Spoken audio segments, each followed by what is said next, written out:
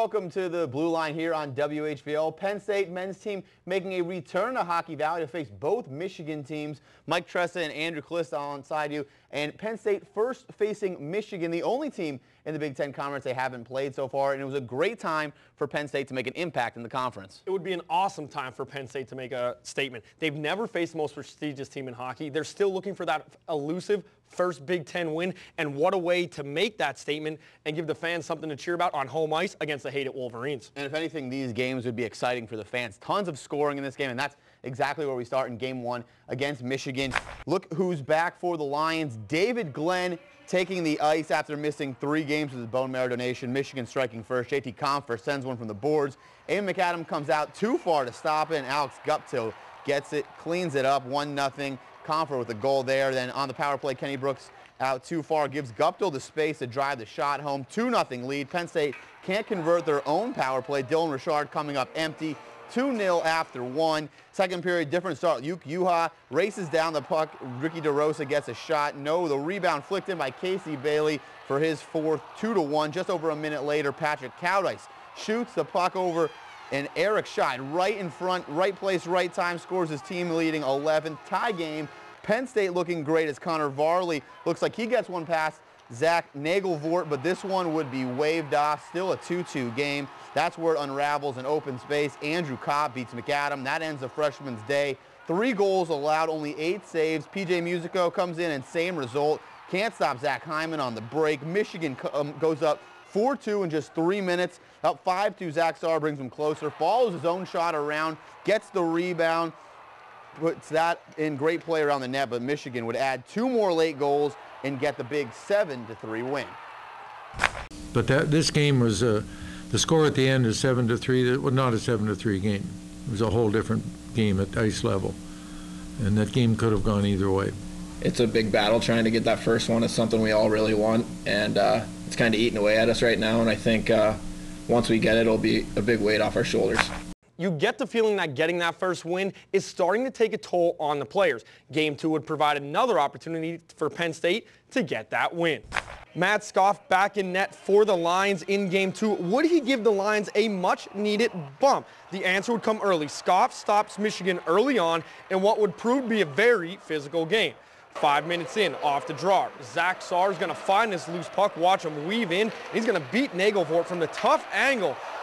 Shot from the goal line. Penn State with the big early goal, up 1-0, and Pegula was rocking early. But the Lions, they're not satisfied. Off the draw, David Glenn finds the puck, and he goes off Nagelvort's pad. Welcome back, David Glenn, as the Lions go up 2-0 halfway through the first.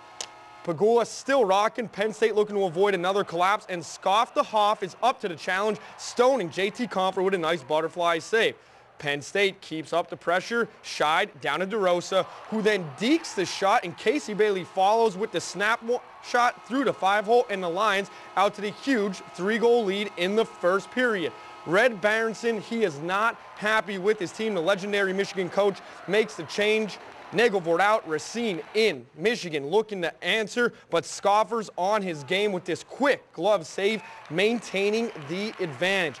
Let's go right to the third. Students jacked up, ready for that first Big Ten win. The powerhouse Wolverines, you know they're going to look to come back. Nice pass here from Michael Downing down to Derek DeBlois. Stones him on the doorstep, and check out Scoff. Does not like losing his helmet, and he interferes, and he lets him know about it, telling him to get out of here. Love it when the goalies mix it up. Going into the final minutes, off the draw again. David Thompson rips it from the point. Ricky DeRosa, the deflection, his 4th of the year, puts the Lions up 4-0. That's how this would finish. Penn State's first Big Ten win over the most storied program in the country, and their first win over a top 10 ranked team. Scoff, Big Ten's 2nd star of the week, as he earned his 3rd career whitewash. So you talk about timely goaltending. I mean, there's huge saves early that just gave us a lot of confidence, and sometimes that's great. Goaltending is more about timely goaltending, and I thought that really started us off well. And then I just think everyone had a little chip on their shoulder from last night that, no, like, this isn't going to happen again. I think it's part of our growth and, you know, growing as a team. And like you said, yeah, it was a different feeling.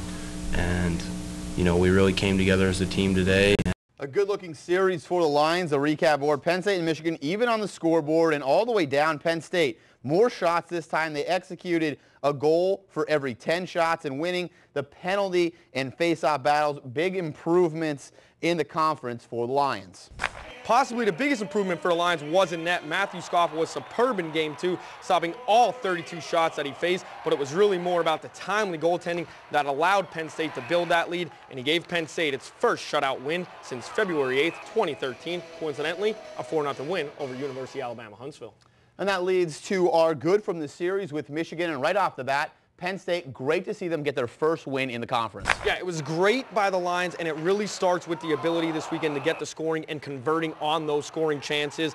A lot of them coming from odd man rushes. They kept the pressure on Negavor, and they were relentless in getting after the puck no matter where it was on the ice. Another area the Lions did a great job was physical play, especially the way they battled back. They tied the game up at 2s in Game 1 after trailing, nearly taking the lead before Connor Varley's goal was called back. Then they came out on fire, scoring 3 times in the first and holding that lead with physical play, something they struggled with this year, and it was really good to see that in action. While the win was great Saturday night for the Lions, it wasn't a perfect situation for them across the board. There are always things that they need to work on. Mike, what did you see? Well, they did a good job of eliminating penalties in the series against Michigan, but on their own power play opportunities, Penn State took an 0 going 0 of 6 on the chances. This didn't affect their scoring as they had more goals in the series than their previous 5 games before, but it would be nice to see the Lions get more power play conversions. First win for the Lions in the conference, and Coach Guy Gadowski in this week's Sounding Off presented by Ace Hardware State College talked about why he came to Penn State. That was a tremendous night, something I'll never forget, but I think, I don't want to speak for these guys, but that's why I came here, to compete against the best teams in the nation in the Big Ten, and what a tremendous crowd and the student body. They're so great and so supportive, and to see how much fun they were having, that's what it's all about for me. So it was awesome. And stick around after the break. We'll have Penn State's next opponent, Penn State facing Michigan State for the second time, and we'll have all the info when the Blue Line returns. For Michigan State, when you don't know this defensive, that's a good thing. Reimer walks in, shot, score! There's that line again. Welcome back to the Blue Line. As you saw, Penn State struggled last time they faced the Michigan State Spartans. This time, Penn State looking to ride that momentum from the first win over Michigan and use that against the Spartans. They'll also be trying to use that home ice advantage since the 2 losses to Michigan State were on the road. Yeah, they lost those 2 games out at Munn Arena. No surprise there, very tough environment to play. But Penn State right now is playing inspired hockey. They did get the win against Michigan, and they're going to have that ruckus Pegula crowd behind them at home this weekend. So a different team from a confidence standpoint. We'll also take a look at how the statistics match up with Penn State and Michigan State on the J-Magai Mitsubishi matchup board. Penn State closing the goal, getting within 4 goals of Michigan State, and actually averaging more goals per game than the Spartans. Penn State better on the power play, but just below Sparty on the penalty kill, and Penn State is committing 11 more penalties.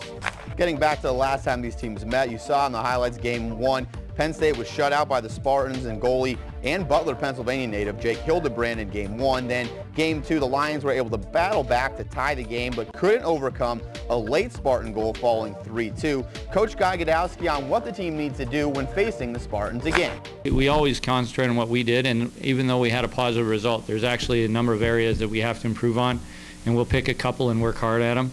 And then also, because we did play Michigan State recently, we're going to look at that as well. We do have the tendencies of last year, but every team's a little bit different, and other guys started to be playing well. So we will look at what they did when we played them recently, but it's always, we sort of have a deal with the coaches that it's always got to be more about us and not so much about what they do. So Penn State getting ready for their first repeat opponent for the season. 2 losses to Michigan State early in the season, but Michigan State really been a tough opponent during Big Ten play all season, getting some overtime wins against Minnesota. They really played Ohio State tough, going to overtime in both their games against the Buckeyes. What does Penn State need to do to work on in facing Michigan State again? Well, first off, they got to do a better job of trying to solve Jake Hildebrand. The Western PA native sophomore had a monster game with 48 saves in Game 1 and has put together some great games against top teams. You mentioned the Minnesota game. That was in a shootout. Better than the 7-11-6 record suggests. He's allowing just over 2 goals per game, and Penn State will need to get more than that to win. They'll have to execute their open ice chances by mixing up shots more than they did in the first series, and Coach Gadowski knows it. Well, this week we absolutely set time aside to work on it specifically in practice, and yeah, it was a much bigger point of emphasis. It's not like we not like we forgot about it, but we certainly made it a much bigger point of emphasis this week. In the Michigan series, we got a chance to see David Glenn, the alternate captain for Penn State, get back on the ice after a 3-game absence due to a bone marrow donation and even get a goal in the Game 2 win against the Wolverines. We got a chance to catch up with David Glenn and talk to him about what it was like to get back on the ice in this week's player profile. We're here with David Glenn, and Dave, this is your first time back on the ice after your bone marrow transplant. What's it like getting back out here? Yeah, it was exciting. A lot of excitement in the building, definitely, and I wasn't really sure, how I'd come back from it, but I felt pretty good. And now that the process is all over, what is the biggest takeaway from this bone marrow transplant? Yeah, it was definitely a little more overwhelming than I thought it might be. I didn't really know kind of how big of a deal it would get, but I was able to be an opportunity to help someone, and you don't get that opportunity very often, so I was just very thankful for that. And it was an exciting weekend here at Pegula. What was it like taking home the first Big Ten win against Michigan? Yeah, absolutely, very exciting. The building was loud, and it was rocking in here, and it was a lot of fun, and hopefully it's the first of many. Thanks very much, Dave. Thank you. Back to you guys. Thanks a lot, Elise. When we come back from the break, we take a look at the breakdown of what Penn State needs to do against the rest of the opponents in the Big Ten to get a couple more wins along the season. The Blue Line will be right back. It's a mentality that you go in with. It really is. And hockey's a funny game. I mean, all sports are interesting. You have to play it out. You can never look at it on paper. And often the team that's ready to compete the hardest in physical sports, the team that's willing to compete the hardest and sacrifice their body and get bumps and bruises, etc., often wins those battles, and that can often be the difference between a win and a loss. Welcome back to the Blue Line. Mike Tressa and Andrew Kalista, and right now we're going to take the time to take a look and reflect on Penn State's season so far to this point. Penn State's played every team in the Big Ten so far, and only 5 series remain, 1 against each team in the Big Ten. So at this point, we're going to take a look at what Penn State needs to do the rest of the season moving forward to get some more wins in conference, starting with Michigan State. Yeah, we'll start with the Spartans. They take on Penn State this weekend at Pegula. We already mentioned that the Lions need to attack Jake Hildebrand more, but what they really need to do is slow down the line of Greg Wolf, Dean Chelios, and Lee Reamer. That line beat up Penn State to the tune of 4 goals and 8 assists in their first 2 games, all the scoring coming from the forward position when they were on the ice. Wolf, Reamer, and Chelios are 1, 3, and 5 scorers on the team. When they are on the ice, Penn State needs to check them, and they know that is where they are likely to go. Something that's going to be extra difficult as the team is down 2 of their best defensemen heading into this series. Next after that is the rematch with Michigan. This time it's going to be on the road only 2 weeks after facing the Wolverines and getting that big win at Pegula. For Penn State, they're really going to need to keep up that intensity. Only 2 weeks off the loss, so it's going to be fresh in the minds of the Wolverines. Michigan will also be coming off a big series with Minnesota, so they will be hungry for revenge at home. Penn State needs to be very physical, stay on the attack, doing things like out-shooting the Wolverines, winning face-offs, and staying active in front of the net to really have a good chance to win. Next up for the Lions after the Michigan series, on the road at Minnesota. The key for the Lions there is keeping your composure in a big-time atmosphere like Minnesota has on their home ice. Gadowski always says how he likes that the loud environments are at Pegula, but these are 2 nationally televised night games against what could be the top-ranked team, who, by the way, is 12-1-3 at home. Penn State hung with the Gophers at Pegula, but it's a totally different environment out there. They will have to recreate that mindset that they had here at home and focus to be in a position to knock Minnesota off on the road. Penn State then returns home for their final 2 series of the season. The first one of those coming against Wisconsin, and really against the Badgers, what they're going to have to do is win the penalty battle. That will be very key against Wisconsin. Wisconsin now leads the conference in penalties. Penn State has been doing a great job lately keeping their penalties down, but in the first series against the Badgers, the Lions committed 10 penalties in the 2 games, allowing 9 Badger power plays. In order to pull an upset at home, Penn State will really need to limit their mistakes, really giving themselves better chances to get some scoring and force the Badgers into their own bad situations and take advantage of their own penalty situations and power plays. Yeah, Lions closing out the season with Ohio State at home. It's really a rivalry across the board in all phases for Penn State. The Buckeyes' biggest weapon in the conference, the leading scorer, Ryan Dzingel, who torched Penn State out in Columbus. Dzingel scored 3 times, had 3 assists in the sweep. Penn State has to account for him every time he is on the ice. Gadowski has said they don't game plan for one player, but this is one case that they may need to make sure that Dzingel gets hit when he can and that he's not allowed to roam free in the open ice. And one thing for all of these games really is finishing strong. Not only finishing the season strong, but really finishing games strong. Penn State has shown a problem with that all season, especially in Big Ten play. In the games against Michigan State, Minnesota, and Wisconsin, Penn State was tied in the 3rd period of all of those games. They were tied with Michigan in the 2nd period, and they had a 2-goal lead in the 2nd period against Ohio State. All of those games ended up in being losses. It's something that comes with experience, but it'd be great for the Lions to show in the remaining games that they could close out games and close out wins, and those are our keys to the rest of the season for Big Ten play. Another key for Penn State will be how their defense is affected going forward. With the losses of Luke Uha and Nate Jensen, those are 2 very good puck handlers that like to jump up on the play into the attack zone. Players like freshman Mike Williamson and sophomore Mark Yanis to play bigger roles, and maybe we'll see if Kenny Brooks again playing defense. The forward did a great job filling in on defense in a pinch in the Michigan Winch, and Coach Gadowski raved about him this week. I don't know how he does it. I mean, I know he did play some in junior, but he's actually really good. Like, he's really good. I don't know how he does it. And so if we didn't have Kenny Brooks, that would have been we'd have been in big trouble just playing 4D like that. So he was huge for winning that game. Huge. Time to shift to women's hockey, a rough weekend. Facing Lindenwood at home, who they beat earlier this season. They lost Game 1 Saturday, Jenna Welch getting the only goal. Then another tough overtime loss. Jordan Pardowski tied things up before they fell in extra time. Things get tougher this weekend for the 4-23-3 Lions, with Mercyhurst coming to Pegula. Jill Holdcroft assisted on the Welch goal in Game 1, giving her now 7 points on the season. It's been extra special for the sophomore, who graduated from State High and always has a big following at her games, as Elise Murkowski found out in our player profile. I'm here with Jill Holdcroft, and Jill, the season's coming to a close. What's been the high point so far? Definitely the high point would be our win against Union. It was our first win right here in this building, so it was a lot of fun and great to be a part of. And you have a couple big weekends coming up before the tournament. What are you looking forward to most? And like you said, they are big weekends. We have a lot of competitors, so hopefully we'll be wrapping up the season with a win. And you're a state college kid. A lot of the people on the team are from out of town. What's it like being able to play in front of your home crowd all the time? Oh, it's great. It's a lot of fun to be home. I get to have like the people in the community that know me come out and watch me sometimes. So it's a lot of fun just to be here, knowing a lot of people who are in my hometown. So it's great. Thanks very much, Jill. Back to you guys. Thanks, Elise. When we come back, we'll take a look around the Big Ten on the men's side. The Blue Line will return right after this.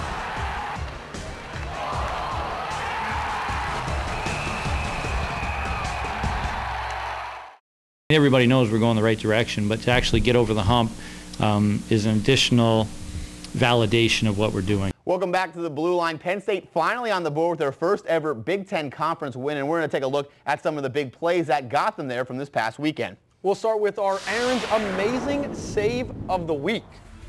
Michigan on the attack in the 3rd. Derek DeBlois on the doorstep, and Scoff stones him and then covers up the puck, preserving the shutout. And then Scoff with some emotion. Get out of my crease, bro. Another look. Great save by Scoff the Hawk right in front.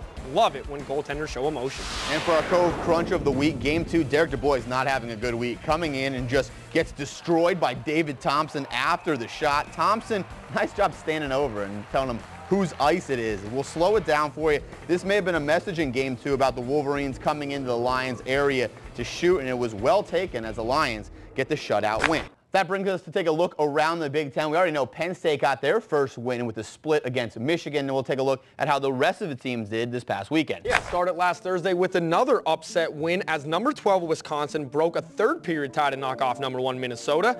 Friday, Ohio State needed a shootout to beat Michigan State. Then Wisconsin again took down the Gophers, getting the sweep of number 1. Big weekend for goalie Joel Rumpel, and again, Ohio State another shootout win over the Spartans. That leaves the standings like this. Wisconsin closing that gap with the Gophers, but those teams don't play again this regular season. Michigan right there behind Wisconsin. The loss to Penn State hurting them. Ohio State unable to clear space on the Spartans with the ties. Really tight right in the middle of that conference, and Penn State finally getting on the board with their win. Great to see Penn State with that win. Here's what things look like this week as Michigan State comes to Pegula to face the Lions. The now number 2 Minnesota Golden Gophers look to bounce back at home against the visiting Wolverines, and Wisconsin takes their momentum to Columbus. Pegula was rocking this weekend, and some of the thanks goes to the music pumped through the arena. For this week's Pegula Spotlight, we go up to the audio booth with house DJ B94.5's PJ Mullen. You've heard Guy Godowski say how rocking Pegula can get for hockey. This week we got a chance to see the crew upstairs who helps this happen with the arena music and sound, thanks to PJ Mullen. This is where it all happens. We got the whole crew up here in the sound booth, and we have the guys over here that are running all the ribbons in the building. All right, Rodney's up here. Rodney is the PA announcer. So Rodney is in charge of getting the place going and announcing all the goals and, you know, letting us know we're in Hockey Valley every night. And then over here is where we do all the sound for the games every single night. So this is the soundboard. We got stuff coming from the Bryce Jordan Center for all the videos that we do over there. And then we got hit a line roar for us, Matt. Matt's hitting the line roar over here. So we got to get it going. Get the line roars, Timber, Zombie Nation, and anything else we want. We'll kind of follow stuff on Twitter, see what people are saying, and we kind of keep our eyes over there across the ice. If you look way across the way, we'll check out what the student section's up to and see what their reactions are to everything we got going on up here. So we'll run music and all the pump-up stuff over here, and then all the mic stuff and Bryce Jordan Center and PA announcing happens on our board, and kind of all happens right in here. Yeah, whatever the student section's up to, we try and kind of mimic it and get it going out there for all the fans that are out here at Pegula. So whatever we need to do, whether it's a Timber thing or a Zombie Nation or Power, we just kind of keep an eye on it from way up here, and we have a huge team that works with us to make sure it happens every single night for the hockey games. And the Nittany Health South injury board, 2 big ones this week. Defenseman Nate Jensen and Luke Uhop both out with head injuries, will not play this weekend. How do you think that's going to affect the Lions taking on the Spartans? Oh, I think it has a major impact. You need a lot of defensemen to slow down a line like Wolf, Chelios, and Reamer. Big loss for the Lions this week. So Penn State taking on Michigan State Friday night, and then Saturday afternoon, the women playing Saturday night and Sunday afternoon. That'll do it for the Blue Line. For Andrew Kalista, Mike Tressa, we'll see you next week.